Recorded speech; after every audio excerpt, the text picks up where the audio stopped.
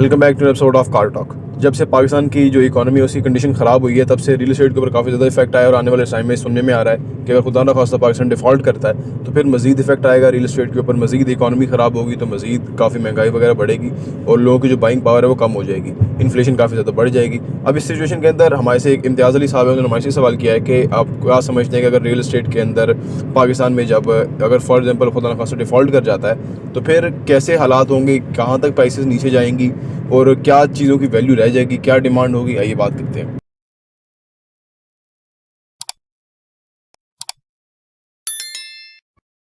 अस्सलाम वालेकुम रहमतुल्लाहि व बरकातहू। देखिए जी, अगर पाकिस्तान डिफ़ॉल्ट करता है, वैसे तो पाकिस्तान डिफ़ॉल्ट करेगा नहीं, कर चुका है। जो आप सोचते हैं ना वो हो चुका है, क्योंकि हमारी चीज़ें पोर्ट पे पड़ी हुई हैं और हमारे पास डॉलर नहीं कि वो मंगवाएं, तो ये डिफ़ॉल्ट ही होता है। बिजनेसमैन तो जो इम्पोर्टर था वो तो हमारा एक अपार्टमेंट था जो कि एक इम्पोर्ट करने वाली कंपनी है, जो कि वो रह रहे थे और उनका बिजनेस था, यानी वो अच्छा काम चल रहा था। अब उन्होंने खाली किया है कि भाई इम्पोर्ट ही बंद हो गई है, तो अब उन्होंने काम क्या करना। जब देखे ना पिछले कितने महीने हो गए हैं इम्पोर्ट बंद हुई है, और आप सोचिए कि ये कितना बड़ा फेलियर है इस हुकूमत का। और जो इस हुकूमत को सपोर्ट करने वाले हैं, या जो PMLN और पीपल्स पार्टी और ये जो चूचू का मरबा है, वो ये डिस्क्रेडिट लेने के लिए तैयार नहीं है कि भाई हमसे मैनेज नहीं हुआ। असल में जो लोग होते हैं वो हकीकत को जो है ना वो एक्सेप्ट करते हैं। तो हम डिफॉल्ट कर चुके हुए हैं वैसे, ठीक है। अच्छा, अब जिस डिफॉल्ट की आप बात कर रहे हैं वो एक रह गई है कड़ी कि पेट्रोल हमारे यहाँ मिलना बंद हो जाए, क्योंकि हम पेट्रोल ना मंगवा सके, तो वो हमारा डिफॉल्ट होगा नहीं। हम डेफर पेमेंट पे अगर सऊदी अरब से पेट्रोल तो लेते रहते हैं, वो एक चीज़ है कि जो हमारी लाइफ लाइन चलती रहेगी। अच्छा, उसमें फिर कीमतें महंगी होती रहेंगी, जो भी है वो। अच्छा, अब आपने बात की कि वैसे जो डिफॉल्ट होता है ना वो होता क्या है। डिफॉल्ट ये होता है कि बेसिकली आपके जो डॉलर कम हो जाते हैं ना, तो करेंसी आपकी जो आने वाली चीज़ें हैं ना, इंपोर्ट्स जो हैं वो रुक जाती हैं। और इंपोर्ट्स में कुछ चीज़ें इंपॉर्टेंट भी होती हैं, वो बहुत एक्सपेंसिव हो जाती हैं, और आपकी जो लोकल करेंसी है ना उसमें बहुत दबाव आ जाता है, तो वो करेंसी सस्ती हो जाती है। अब आपने यहाँ डिफॉल्ट का एक प्रॉब्लम होता है कि आपकी करेंसी डिवैल्यू हो जाती है, ठीक है ना।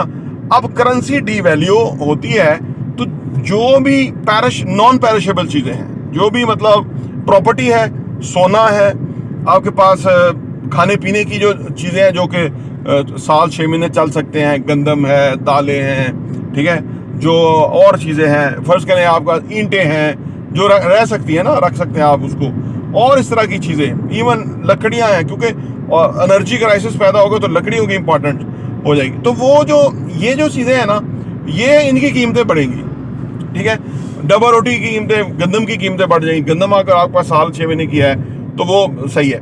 तो ये होता है कि जो बुनियादी ज़रूरत की चीज़ें हैं, जो जिसमें कोई इम्पोर्टेड स्टफ़ है या अदरवाइज है, तो वो आपका बहुत महंगा हो जाता है, आपको बहुत पैसे देने पड़ते हैं। अच्छा, रियल एस्टेट की अगर बात करें तो रियल एस्टेट भी महंगा होगा, क्योंकि रियल एस्टेट एक वाहद ऐसी असासा होता है ना कि जिसमें आप देखिए ना, अगर कोई किराए पे रह रहा है तो उसने जाके टेंट तो नहीं लगाना ना, उसने किराए पे रहना है, उसने कहीं से पैसा दे के उसको किराया अदा करना है। चलो वो हो सकता है किराया कम करने पड़ जाए, फर्ज करो कोई बुरी सूरत हाल हो जाए, अगर कोई रहने का 50,000 किराया दे रहा है तो वो कहे 40 कर दो, 35 कर दो, लेकिन फिर भी वो असासा पैसे तो कमा रहा है ना, वो तो आपको मिलता ही रहेगा। फिर ये कि जो जैसे डिफॉल्ट की सूरत हाल के अंदर एनर्जी क्राइसिस हो जाता है, ये तो फैक्ट्रियाँ नहीं चलती, आपके पास रॉ मटेरियल नहीं मिलता, तो आगे जो चीज़ें नहीं बनती, ठीक है ना, प्रोजेक्ट्स रुक जाएंगे खुदा न खास्ता, इन वर्स्ट केस सिनेरियो।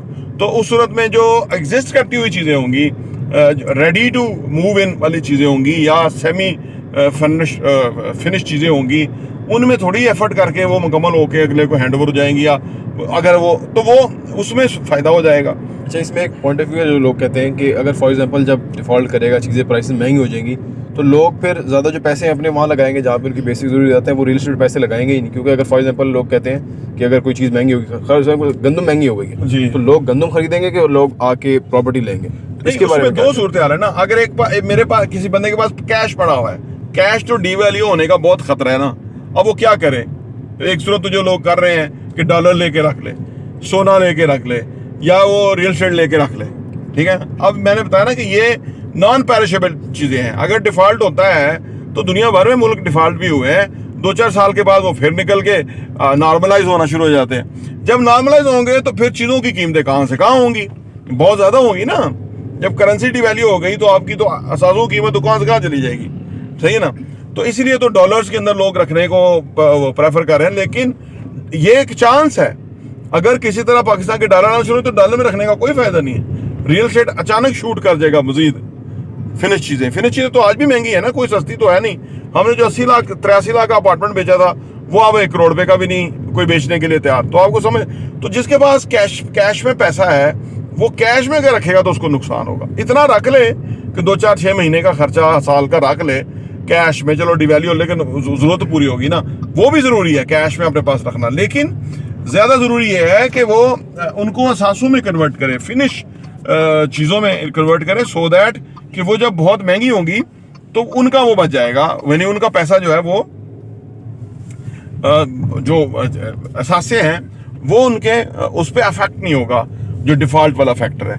आज देखें ना, अगर आज भी कीमतें महंगी हो रही है, रियल एस्टेट जो फिनिश रियल एस्टेट है हर रोज महंगी हो रही है। अगर किसी के पास कैश है तो ये बाइंग टाइम है, वो खरीद ले, ठीक है ना। या अब यहाँ एक सूरत हाल और है कि जी पाकिस्तान फर्दर डिफॉल्ट और करेगा तो डिवैल्यू होगा पैसा, तो फिर वो उस पैसे का कुछ खरीदेगा तो डबल ही कीमत तो खुद ही अदा कर रहा होगा।